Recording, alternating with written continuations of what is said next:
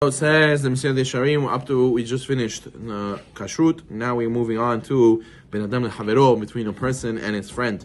We have a lot of situations that can be a sin. God forbid if we do something to our friend that's hurtful. So therefore we have to make sure to be clean of these sins as well. And that, for example, honad dvarim, hurtful speech to our friends, albanat panim, embarrassing our friend, giving a blind person, meaning a person doesn't know what he's talking about, giving him bad advice also, because we have ulterior motives, or rechilut, or gossiping, sinah v'nekima, hatred, taking revenge, shuot, false oaths, davar sheker, saying lies, hilul Hashem, making other people turned off from HaKadosh Baruch Hu in Judaism. All these things are all under the wing of ben adam lehavero. The person has to be clean of hurting his friend. What number one we're going to speak about is hurtful speech.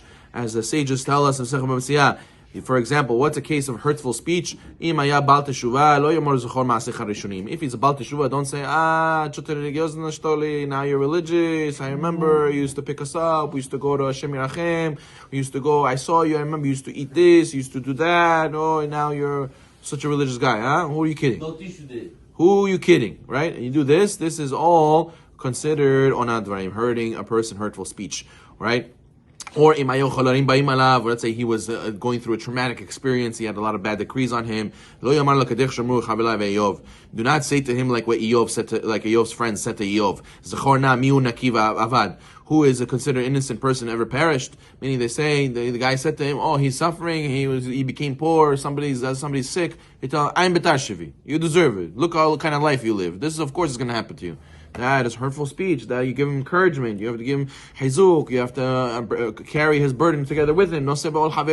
And you go and you shove it in his face. It's not proper. It's considered also hurtful speech.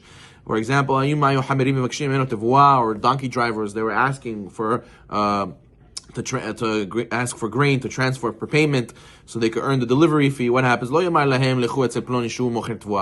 tell them, go to so-and-so who sells grain. And this guy never sold grain. You send them to a place to get lost. You send them to a place where doesn't exist. Yeah, go down here, go there, and there's nothing there. So that's also hurtful speech. The sages tell us,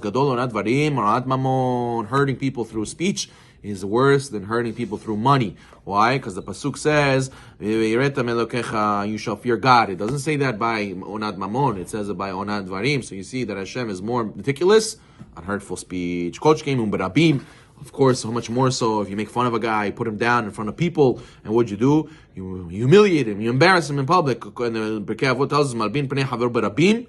Person who embarrasses his friend in public, and God forbid he could lose his portion in the world to come. Hizdah says, all gates in heaven are closed, except for who? Which prayer of gate is not closed? Someone who cries from hurtful speech. So that person, Hashem hears his prayer right away. So you have to be careful. If you hurt somebody, then he prays against you, God forbid. So therefore, a person has to be careful. Every sin, HaKadosh Baruch Hu punishes a person through a messenger, except for if you hurt somebody through hurtful speech, Hashem punishes you directly himself. As V'amru, the sages tell us, three offenses which the curtain does not close. Hashem constantly reminds you of them and meets out the punishment, and one of them is on even for mitzvah. Even when you go rebuke your friend, hey, you're doing a sin. Hey, you're not doing a mitzvah properly. The Torah does say, surely you shall rebuke your friend. But the sages tell us, does that mean even if I embarrass him to rebuke him and make him his face change his color? Says Torah, what's the next words in the pasuk? Lo tisa alav het. Do not make a sin because of him. What does that mean? Do not bear a sin by humiliating him in public. You go to him to the side and you say, listen, I think what you're doing is an issue. I'm not sure. Did you double check? Not in front of everybody. Chotidelish. Well, you don't know halakha. Where did you learn? What is this? These religious people act like this. This is what they do. And you go and you put him on blast. Chas v'shalom. You're embarrassing him, and it's not considered a mitzvah rebuke. You're doing a big sin. So for us to make sure to avoid this, to think twice before he speaks, to think twice before. It's very easy to get into the habit of doing janganozit to each other and putting down, and hurting people. But It has to be that the person doesn't really hurt him. It has to be that the person you're doing it to is not going to take it personal, because if he does, it's going to be a very, very big situation, because God forbid, if he doesn't forgive you, or if he takes it personal and he walks away, he says to you he's joking, and then really deep down he hurts him and he takes it to his heart. God forbid, Chas v'Shalom, it could lead to these things. So therefore, we should all zocheh to give each other compliments, good words, chizuk, and stay far away from hurtful speech.